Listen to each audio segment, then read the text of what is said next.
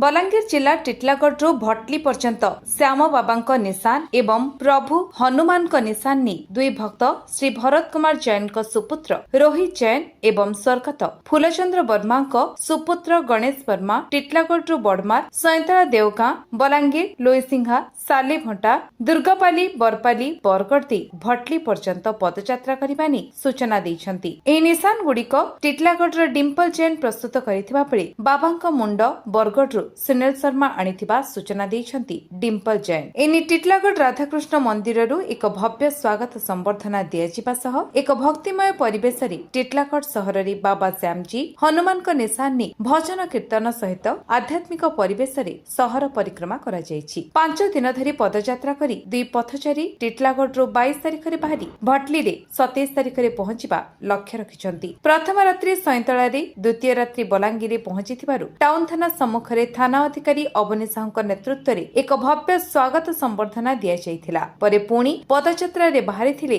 तृतीय रात्रि सालेभटा एवं चतुर्थ रात्रि बरगड़ रे रहिबा नै समस्त पदक्षेप ग्रहण करा जायथिबा नै सूचना मिलिछि। एही पदयात्रा कार्यक्रम रे अनेक श्याम बाबांको भक्त सामिल थिबा देखिबाकु मिलिछि। समस्त जगह रे एही कार्यक्रम को सहयोग करिबा नै सूचना मिलिछि। श्रद्धा भक्ति आत्मविश्वास उदाहरण साजिछंती एवं निजको भाग्यवान मने करछंती। परिवार लोके टिटलागढ़ एक गौरवमय साजिछंती। रोहित जैन एवं गणेश वर्मा सहित सहयोगर हाथ बढ़ाई परिवार समस्त मंगल कामना करिछंती। मो रोहित जैन अच्छे और मो सांगे अच्छा गणेश वर्मा आमे जेनटा अच्छे श्याम बाबार निशान धरिकिना जाऊँगी और गणेश वर्मा जेनटा अच्छा हनुमान जी निशान जाऊँ आमे यू टिटलागढ़ बाहरी टिटलागढ़ भटली जाऊँ आमे पदयात्रा करिकिना तो हेतिरे आमे 21 तारिख दिन बाहरी 21 तारिख बाहरिकिना आमे टिटलागढ़ रे नगर भ्रमण करिकिना आमे पहुँची 4 बजे बाहरिकिना आमे पहुँची मो घर को तापर हेटू आमे 7 बजे भोजन प्रोग्राम रखिला परे आमे सकाले 22 तारिख दिन